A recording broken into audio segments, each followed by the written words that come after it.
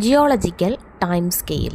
എന്താണ് geological time scale എന്ന് പറയുന്നത്? അതായത് ഭൂമിയുടെ ഉൽപ്പത്തി മുതലുള്ള ചരിത്ര സംഭവങ്ങളെ പല പീരീഡുകളാക്കി തിരിച്ച ആ ഒരു രീതിയാണ് ജിയോളജിക്കൽ ടൈം സ്കെയിൽ എന്ന് പറയുന്നത്. ഇപ്പോൾ ഓരോ ഘട്ടം ഘട്ടമായിട്ട് തിരിച്ചു. ഇങ്ങനെ തിരിച്ച ശാസ്ത്രജ്ഞനാണ് ആര്? ജിയോവാനി അവ്ഡുയിന.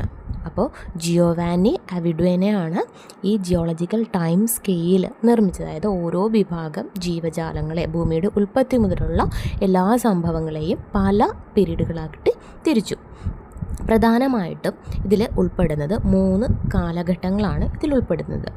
First വണ്ണാണ് Palaeozoic. പാലിയോസോയിക് കാലഘട്ടം വീണ്ടും പല പീരീഡുകളായിട്ട് തിരിച്ചിട്ടുണ്ട്. അതിൽ ഒന്നാമത്തതാണ് കേംബ്രിയൻ പീരീഡ്. രണ്ടാമത്തതാണ് Ordovician period. Next Silurian period. നാലാമത്തതാണ് ഡിവോണിയൻ പീരീഡ്. അഞ്ചാമത്തത് കാർബോണിഫറസ് പീരീഡ്. അപ്പോൾ പാലിയോസോയിക് കാലഘട്ടം വീണ്ടും 5ആയിട്ട് തിരിച്ചിട്ടുണ്ട്. കേംബ്രിയൻ പീരീഡ്, അതുപോലെ Ordovician period, Silurian period, Devonian period, Carboniferous period. ഈ കേംബ്രിയൻ പീരീഡിന് മുമ്പുള്ള കാലഘട്ടത്തെ പ്രീ കേംബ്രിയൻ പീരീഡ്സ് എന്ന് അറിയപ്പെടുന്നുണ്ട്. അപ്പോൾ കേംബ്രിയൻ പീരീഡ്സിന് മുമ്പുള്ളത്, അപ്പോൾ കേംബ്രിയൻ പീരീഡ്സ് തൊട്ടാണ് ഇതിൽ ഉൾപ്പെട്ടിരിക്കുന്നത്. അപ്പോൾ അതിന് മുമ്പുള്ളതാണ് പ്രീ കേംബ്രിയൻ പീരീഡ്സ് എന്ന് അറിയപ്പെടും. ഈ കേംബ്രിയൻ പീരീഡ്സിൽ ആണ് അകശേരുകികൾ, അതായത് കശേരുകികളല്ല, കശേരു ഇല്ലാത്ത ജീവജാലങ്ങൾ രൂപപ്പെട്ടതെന്ന് കരുതപ്പെടുന്നു. അപ്പോൾ അകശേരുകികൾ രൂപപ്പെട്ടത് കേംബ്രിയൻ പീരീഡിലാണ്.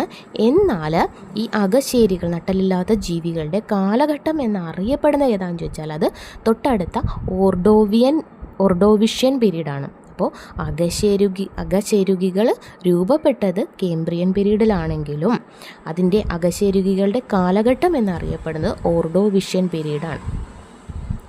ഇനി അടുത്തതാണ് സൈലൂറിയൻ പീരീഡ്. അത് മത്സ്യങ്ങൾ, കരസസ്യങ്ങളും ഉണ്ടായത് ഈ സൈലൂറിയൻ പീരീഡിലാണെന്ന് കരുതപ്പെടുന്നു. അപ്പോൾ മത്സ്യങ്ങളും കരസസ്യങ്ങളും ഉണ്ടായത് സൈലൂറിയൻ പീരീഡിലാണ്.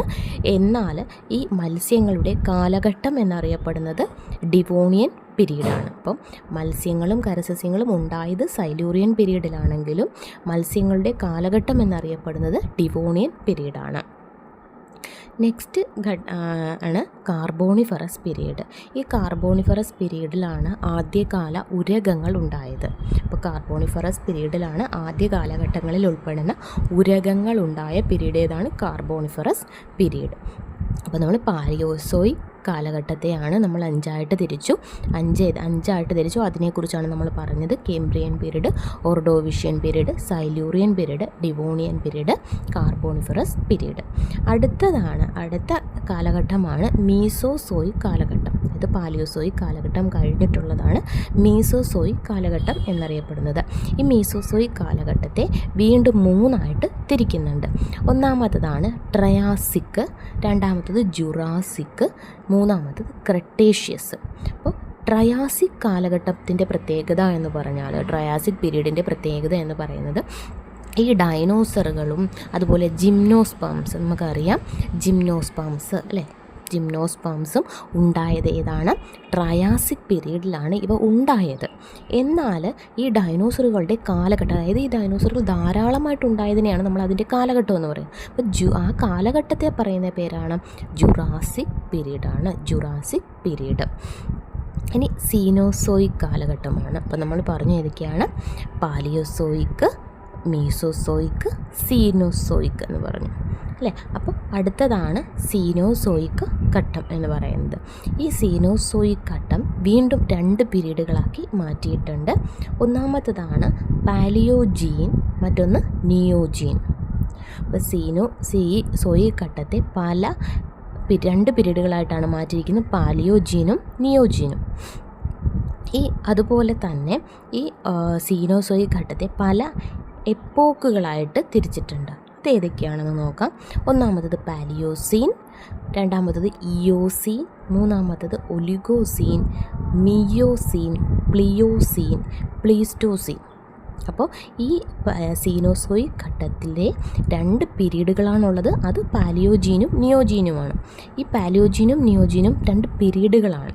എന്നാൽ ഈ സീനോസോയിക് ഘട്ടത്തെ പല പല എപ്പോക്കുകളാക്കി തിരിച്ചിട്ടുണ്ട്. അതാണ് നമ്മളിപ്പോൾ പറഞ്ഞത് പാലിയോസീൻ, ഇയോസീൻ, ഒലിഗോസീൻ, മിയോസീൻ, പ്ലിയോസീൻ, അതുപോലെ പ്ലീസ്റ്റോസീൻ.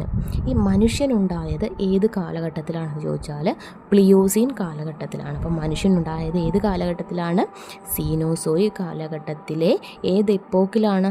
പ്ലിയോസീൻ എപ്പോക്ക്, പ്ലിയോസീൻ ഘട്ടത്തിലാണ് മനുഷ്യൻ ഉണ്ടായത്.